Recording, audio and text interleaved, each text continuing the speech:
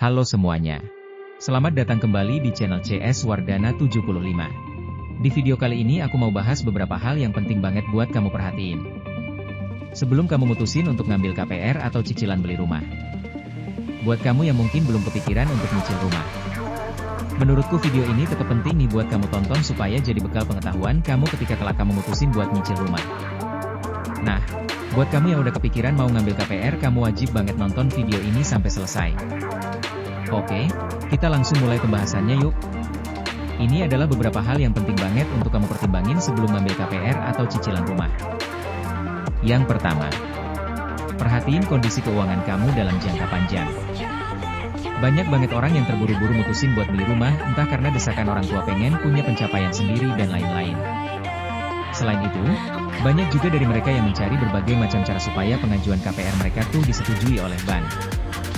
Nah, keputusan yang terburu-buru itu tuh nggak jarang juga berbuah penyesalan. Karena nih beratnya bayar cicilan itu baru benar-benar dirasain setelah berkomitmen. Poin penting dari mencicil rumah itu bukan pada KPR yang disetujui, melainkan pada kemampuan kita untuk melunasi cicilan KPR tersebut dalam jangka waktu yang udah disepakatin. Mutusin buat ngambil KPR ini sendiri tuh sebaiknya dipertimbangin dengan matang terutama terkait sumber penghasilan masa depan yang bakalan kita pakai buat bayar cicilan tersebut, karena dimutusin untuk ngambil KPR ini tuh menyandra kondisi finansial kamu dalam jangka panjang. Dan kondisi finansial kamu tuh bakalan semakin tersandra lagi kalau kenaikan penghasilan kamu di masa depan tuh nggak selaras dengan kenaikan biaya kebutuhan hidup kamu. Selain itu, perlu direncanain juga nih mitigasi risiko kalau seandainya kamu tuh kehilangan sumber penghasilan dan gak sanggup buat bayar cicilan KPR. Saat ini nih banyak banget orang yang akhirnya tuh gak sanggup bayar cicilan KPR karena penghasilan mereka tuh berkurang. Atau bahkan benar-benar kehilangan sumber penghasilan mereka. Nah, kalau kamu ada di posisi itu kira-kira, apa yang bakal kamu lakuin? Oh iya, jangan lupa juga ngitung biaya-biaya lain yang harus dikeluarin ketika ngambil KPR. Mulai dari biaya notaris provisi KPR, appraisal, pajak jual beli, biaya cek sertifikat pembuatan AJB, balik nama BPHTB, dan lain-lain. Biaya-biaya itu tuh kalau dikumpulin bisa sampai lebih dari 5% dari harga rumah kamu. Breakdown semua pengeluaran yang perlu kamu siapin. Yang kedua, menghitung DP dan cicilan. Saat ini nih, banyak banget bank yang nawarin DP KPR yang rendah banget. Bahkan, Bank Indonesia juga udah ngebolehin DP 0% untuk kredit kepemilikan rumah pertama. Singkatnya nih, kamu tuh bisa nyicil rumah dengan DP yang rendah atau bahkan tanpa DP sama sekali. DP KPR yang rendah tuh emang sangat menggiurkan. Tapi kamu harus ingat juga semakin rendah DP yang disetorin semakin tinggi jumlah pokok pinjaman kamu. Artinya nih beban bunga yang harus kamu bayar tuh akan semakin tinggi juga. Ujung-ujungnya jumlah uang yang harus kamu keluarin untuk kepemilikan rumah tersebut tuh jadi makin mahal. Misalnya nih kamu mau beli rumah seharga 1 miliar. Kamu bayar DP sebesar 300 juta, jadi total pinjaman kamu ke bank tuh 700 juta. Katakanlah nih, kamu ambil cicilan 10 tahun dengan fixed rate 8,75% di 2 tahun pertama. Nah, estimasi cicilan kamu per bulan adalah Rp8.773.000. Total harga rumah yang kamu bayar itu sebesar Rp1.352.760.000.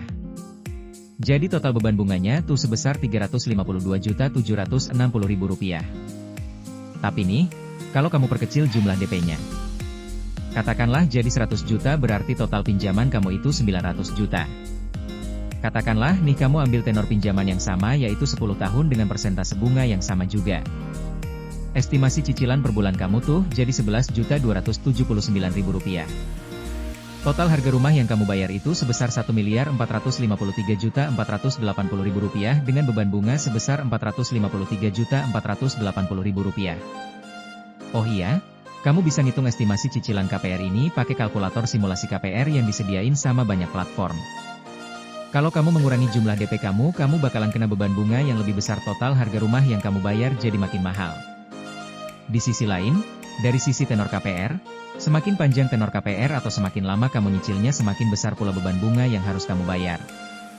Nah, hal-hal kayak gini tuh perlu dipertimbangin. Ingat juga, biasanya bank itu nerapin fixed rate untuk beberapa tahun pertama doang. Sisa cicilannya itu dihitung dengan floating rate yang berubah-ubah mengikuti suku bunga acuan. Kamu harus perhitungkan juga nih, karena bisa jadi cicilan kamu di masa depan tuh membengkak karena kenaikan suku bunga. Sampai sini mungkin kamu mikir, Ah gak apa-apa deh, beban bunga agak mahal, soalnya kan harga rumah makin lama makin naik. Kalau belinya ditunda-tunda demi ngumpulin DP, yang ada harga rumahnya keburu naik gila-gilaan. Yap, itu bener banget. Kalau nyicil sekarang dengan DP rendah beban bunganya tuh tinggi. Tapi di sisi lain kalau kamu nunda beli rumah karena ngumpulin uang DP dulu ada risiko juga NJOP-nya tuh naik tinggi. Singkatnya nih, harga rumahnya tuh naik ini nih, challenge buat kamu sebagai calon pembeli rumah menghitung dan mempertimbangkan dengan matang. Di lokasi yang akan kamu beli kenaikan NJOP per tahunnya gimana sih?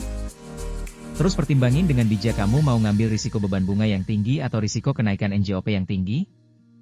Yang ketiga, teliti sebelum membeli.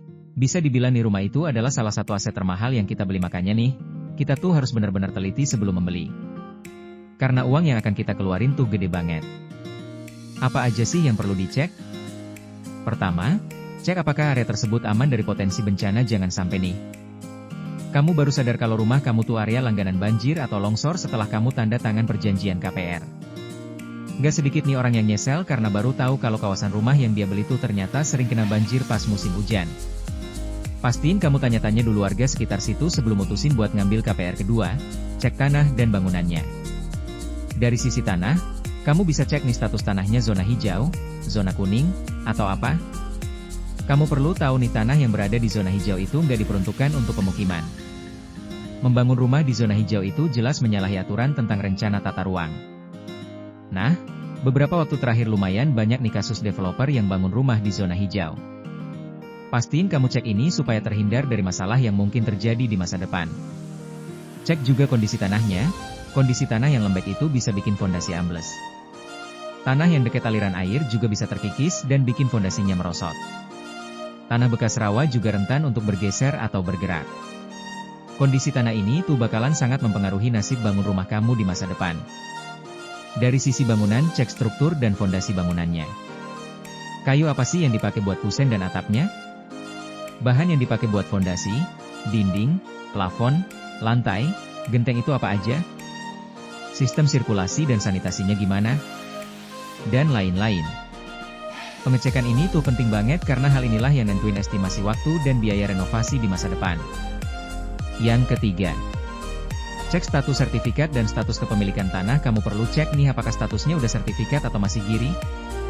Kalau udah sertifikat, pastiin cek keaslian sertifikat tersebut. Kamu harus teliti banget karena nggak jarang juga ada kasus sertifikat bodong atau sertifikat ganda. Cek juga status kepemilikan tanah nih. Status kepemilikan tanah tuh ada macam-macam nih. Mulai dari hak milik, hak guna usaha, hak guna bangunan, dan hak pakai.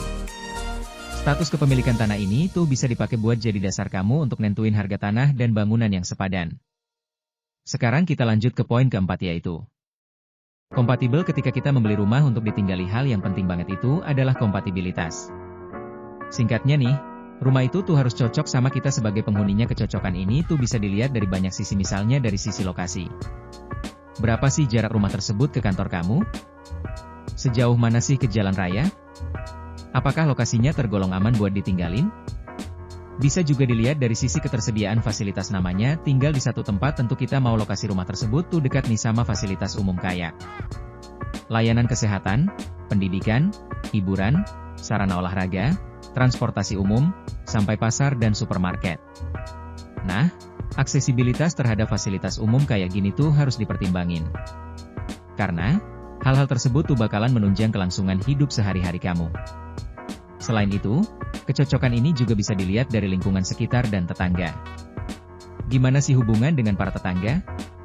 Apakah ada konflik dalam lingkungan masyarakatnya? Apakah area tersebut cocok dengan gaya hidup kamu? Dan lain-lain. Ketidakcocokan terhadap rumah tinggal ini tuh bisa mendatangkan masalah di masa depan dan menguras uang yang gak sedikit. Nah, itu adalah beberapa hal yang perlu dipertimbangin sebelum ngambil KPR. Buat kamu yang punya tips atau hal-hal lain yang perlu dipertimbangin sebelum membeli rumah atau KPR, silakan tulis di kolom komentar ya. Aku cuma mau ingetin nih beberapa faktor penting yang sering kelupaan buat dijadiin bahan pertimbangan. Apalagi ngambil KPR itu adalah komitmen jangka panjang yang memerlukan pertimbangan yang sangat matang. Jangan sampai kamu nyesel di tengah jalan setelah kamu berkomitmen untuk ngambil KPR. Oke deh, segitu aja yang mau aku sampein. Semoga video kali ini bermanfaat buat kamu. Sampai ketemu lagi di video selanjutnya.